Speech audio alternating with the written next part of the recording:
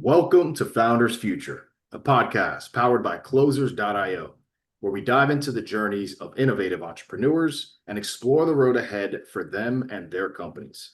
I'm your host, Jae Encarnacion, and in each episode, we uncover the stories behind impactful ventures, the challenges faced along the way, and the strategies driving their future growth. Today, we are thrilled to have Angel Cruzado, the founder and CEO of Respiris. Angel brings a wealth of expertise in human resources with an MBA from the University of Wisconsin-Madison and leadership roles across tech, education, gaming, and healthcare. Based in the US, Respiris, founded to re-inspire career transitions, is revolutionizing outplacement by helping individuals uncover their career prayer through empathy, AI, and community. We'll be exploring Angel's founding story, how Respiris empowers clients in career transitions, and his vision for scaling this impact-driven venture. So with that being said, let's dive right in. Angel, welcome to Founders Future. That was a lot. Thank you so much. Absolutely. I'm like revolutionizing. I feel like with all our politics today, I'm like, that's a lot, right? I think I'm just redefining it. No, no revolution here, just redefining how outplacement works and hopefully changing the industry and how we support people in transition. I Yeah. love it. I love that. An incredible background that you have, Angel. So Yeah. definitely have to highlight that, and a pleasure and an honor to have you on the show today. So really would love to start at the beginning for our listeners here. Angel, what specific problem in the outplacement or career transition landscape really inspired you to start Respiris? Yeah, so I was an HR business partner at Microsoft and Medtronic and Fidelity Investments, and every time I transitioned someone from the company, it could be a mismatch or a reduction in force or organization redesign, I'd always back channel and support the person in transition because I wanted them to land their next role. I never thought that we should judge people for losing their jobs, Wow. right? And so I just was doing it for free. And then one company reached out and said, "Hey, I have a couple of people. Can you help people in transition?" And I was like, "Yeah, for sure. I'll do that." And Mm, then that company was like, then one day was like, "Hey, we've got 40 people. Can you help transition?" And I was like, "Yeah, I can do that." And then all of a sudden, it's been a journey of figuring out how to support people in transition. So love it. I love that. that's how it started. It wasn't like I put a shingle up and be like, "This is what I'm going to do." It was Right. more about I felt that we could do better in how we Mm, support people in transition. I felt that the companies in my space would typically only support executives. mm. And I felt that with AI, the marketplace of Uber and Airbnb and Fiverr, coupled with my experiences in HR, could be a nice fit to support folks in transition in a scale way. I love it. So, yeah. I love that. I definitely want to understand a bit more of the nuts and bolts of what you're doing Yep. with Spire, Yep. especially for our listeners who, after this airs, they can come and want to work with you and then get in a better position themselves. What's truly the core offer here with Respiris? Who is it that you love to work with as far as your ideal client? And how is that offer structured for your clients when they come and work with you? Yeah, so our ideal client are companies between 200 and 2,000 employees. Typically, they're venture-backed companies. They are trying to figure out their MVP. They have an ideal customer profile. MVP is minimum viable product, right? They have a go-to-market strategy, when you're building a company, it's scrappy strategy, right? But what gets you from 5 to 50 is not the same that's going to get you from 50 to 200 or 100 to 2,000. So we care about companies that care about their people. Our core offering is that when there are difficult decisions that have to occur in the workforce pertaining Mhm. to a redesign or a job elimination or a mismatch or just some redundancies, we step in and we buffer the conflict between the employer and the employee. And we support both the impacted employee in finding their next role, and we support companies to make sure that their brand and reputation is not negatively impacted. And then we use job search coaches who we provide sessions and an AI companion coach and AI tools to enable the individual to make that pivot. And so we call it Respiris because we want to re-inspire. And those two words come from like a re-inspire and then Iris, which is my kid's name, right? Oh, So beautiful. Respiris, right? And we can talk about how I got to the name, but we want to re-inspire people in their journey in their next role. I love it. Make sense? Yeah. It makes perfect sense. And just incredible on that front. So big pieces there are just that agile outplacement support that you're doing with the companies that you're working with. And then you have job search coaching. Once you're in there, you're able to coach those clients and go there. So talk to us a bit about what's working best for you, or what has your experience been so far on scaling that type of offer. So walk us through that a bit. Yeah, so scale is tricky, right? So when you're scaling any marketplace, like in some ways, like think about it like this. You've got Uber drivers, you've got Airbnb, you've got Fiverr. When you think of a marketplace, there are different types of marketplace. And so we're building a marketplace of job search coaches to enable individuals to make that transition. What's difficult is finding the ideal coach that is meets the criteria, that loves where they're at in their lives and want to do this as their side hustle. And so if you go too far on the experience side, they won't touch AI. If you go too business-like, they don't have enough time to be part of the community. Right. If you go too recruiter-like from a skill set point of view, they don't know how to hack a human and being like, oh, given that individual's life, professional, personal interest, they don't have the ability to make that transition. Because what we do is we want to re-inspire at every single meeting Right. from one to two to three. So the hardest part is like scaling your coaches and making sure that's a hard, like we can do that. And then the other part of the business is like then saying, okay, let's make sure that we're using the right CRM and tools to effectively go to market to be able to do that, right? So we got to take a look at platforms like Apollo, like HubSpot. We've got to figure out how they integrate with like Rippling, figuring out how our sequences and our email lists kind of work, right? And then being able to also create the events or the activities that bring and create that level of community. I love that. So a big thing for you is finding those coaches to be able to help your clients with that job search side of things and coaching them through that.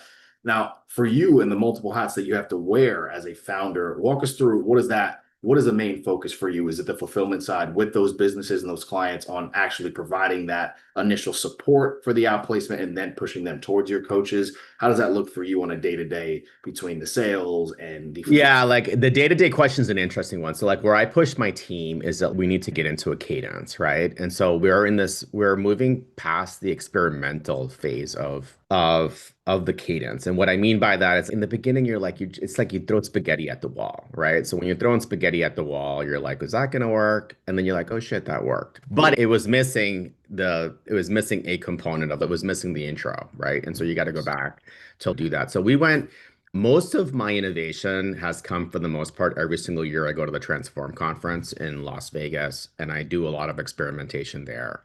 And so we are now at the spot where we're scaling both our job search coaches and our partners. So as we scale our bringing on new partners into Respiris in our ecosystem, we're also scaling to be like, okay, here are the job search coaches that we're going to go after and so on. And by the way, as we build, how do we do this in a way that it's a win? So I believe in a win for our coaches, our win for our partners, our win for our candidates. Absolutely. And so I'm looking for not the triple win, but the win that can go across five, six different ways.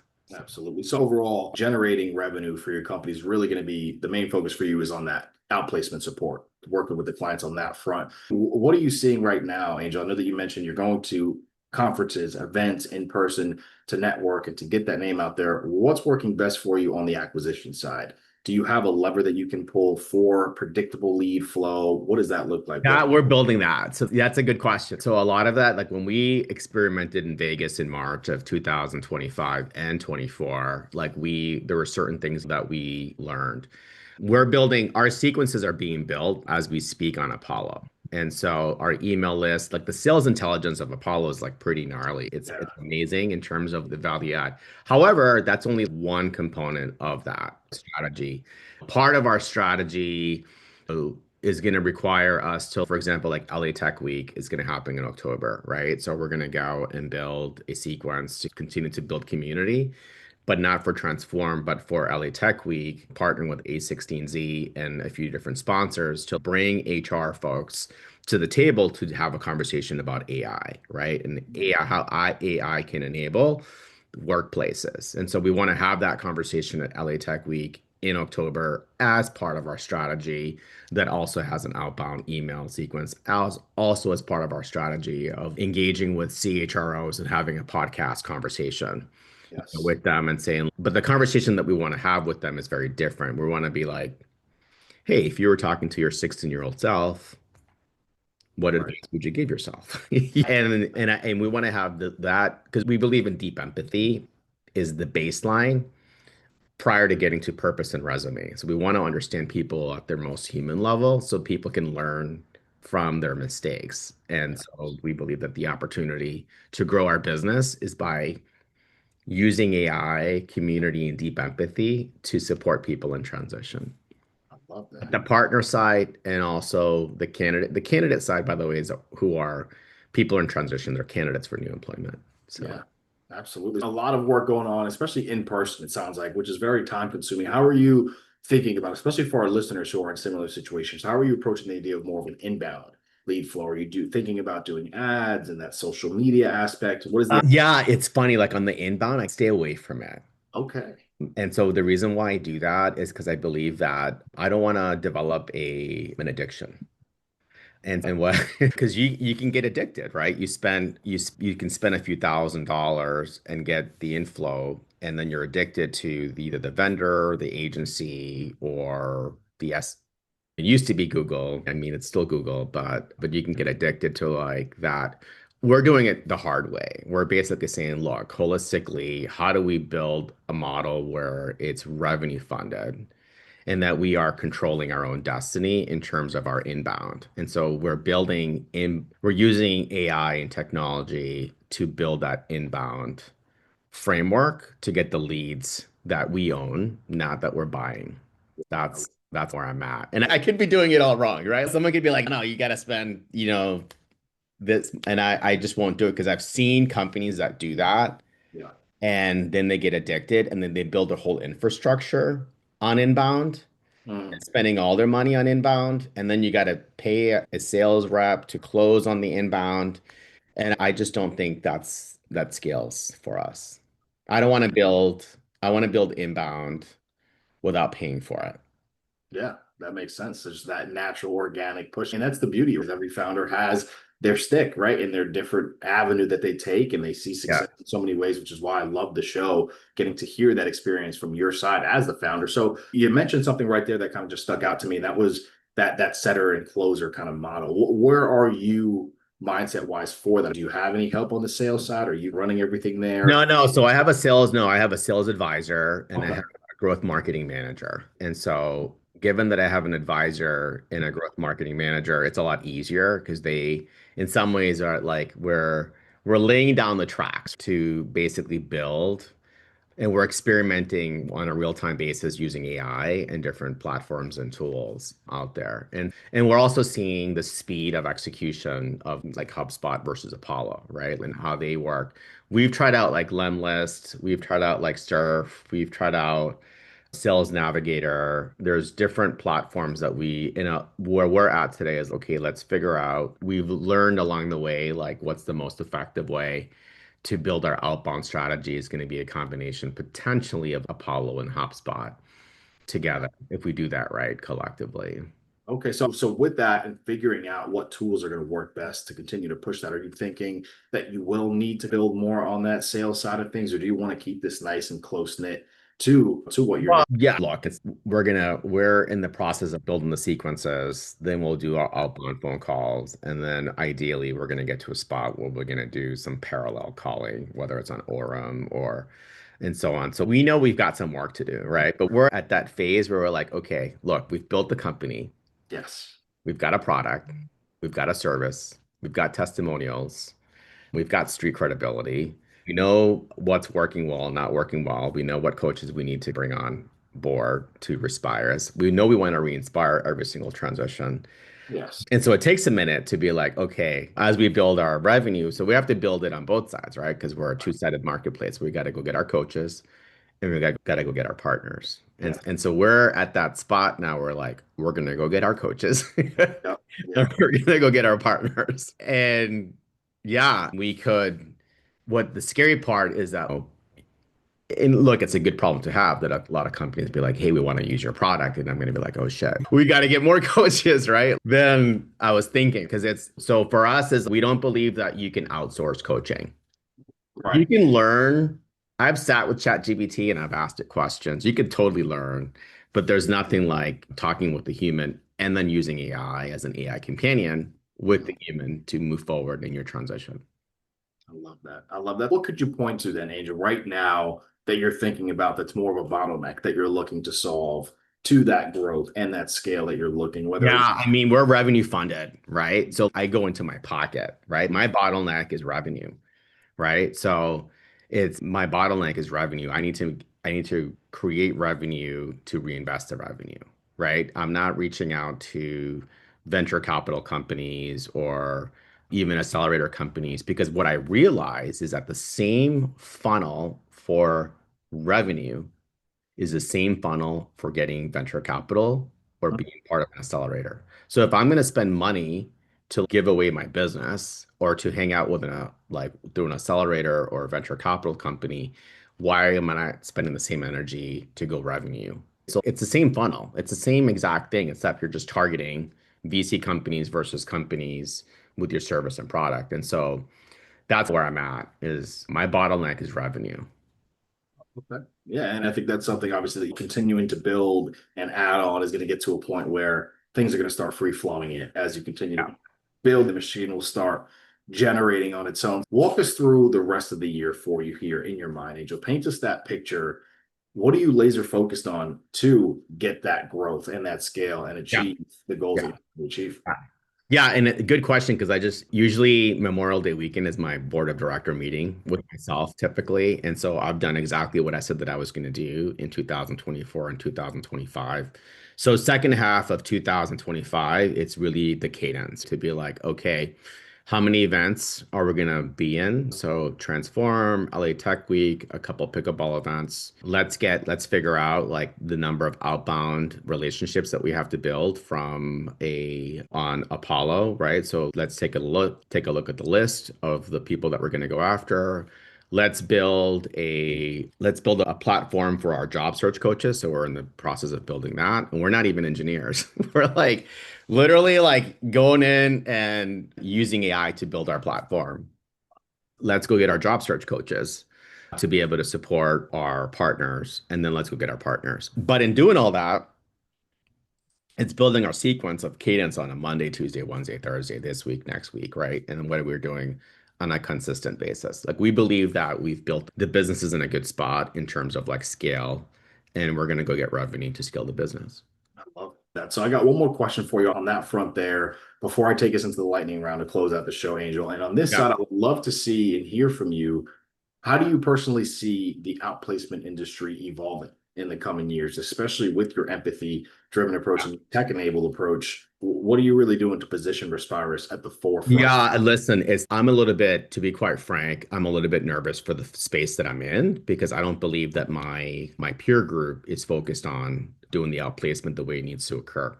These companies have been in the space since the 1960s and the 1970s. I call them the Big Six. Yeah. They've not had to innovate. I would say that in 2 to 3 years, we're probably going to be an acquisition target, like really easily because of the work that we're doing and how we're doing it. And the work that we have to do is this is really about community. When I think about community, the work that I'm doing is like all I'm doing is focus on you're re-inspiring someone who's lost their job in the private sector and helping them find another job to the private sector. That's like phase one. Right. What I'd like the industry to do, and I wish they would have done, is to be like, look, we also work with the unemployed and underemployed at the state level and we support them in the transition to the private sector. My peers don't do that. They don't even talk about that as part of their beachhead or their goals. The third is like, how do you help veterans move to the private sector? And they're not doing it. And Mm. our veterans are negatively impacted because they're either unemployed, homeless, or underemployed. And I'm like, why are we not focusing on the transition? It's the same model. Right. Or let's take it a deep further level, right? Like folks that are incarcerated and released. How do we help those individuals? They've paid their dues. They're no longer incarcerated. How do we help them transition to the private sector? So it kills me fundamentally as a human that these companies exist, only support the executives for the most part or individuals, yet they don't provide this from a community point of view in the communities that I just referenced. So Mm, our work is in saying, this is what we're going to do. Like this is what we want to do is like private sector. Yes, we'll go public, but we're going to go underemployed, unemployed, veteran, state, and incarcerated. That is our beachhead. That's our opportunity. I'm hoping that when I do leave this planet, that's the work that I've done and that's the legacy that I've made in the industry. amazing. Absolutely incredible. So with that, I definitely want to take us into the lightning round. First thing that comes to mind with these couple questions here before we wrap up the show. Okay. Yeah. First one is going to be, what is the one tool or resource that you're using right now that's just been the biggest game changer for Respiris this far? I'd say AI. Mm, So AI, and it's not just ChatGPT, there's Anthropic and there's Gemini, and then also using how to use the AI platforms against each other mm, to actually do a gap analysis. So even though you might get a recommendation from one AI tool, like cross-referencing with another platform. They're different like language models, right? And they've used different platforms to be able to do that. And so I tend to say like we build on one and then we compare on the other and we go back to the other. I love it. I love it. And then last, certainly not least here, my favorite question, what is a piece of advice that you can offer to our listeners tuning in, other founders, entrepreneurs who want to have that passion that you have? What can you give them before we wrap up the Yeah, show? it's like speed, execution, and iteration and innovation, like all collectively, all combined. It doesn't matter if you have a PhD, a master's degree, or if you just have a high school diploma, right? It's if there's a will, there's a way. You just got to go after it. And if like you don't know, you got to ask the question. There's like all the resources that are at your fingertips. So if you're distracted with Instagram or like watching Netflix like all day long and like your life is not, you're not living your life with purpose, you're not living your dream. Write your dream down, go after it and just do it.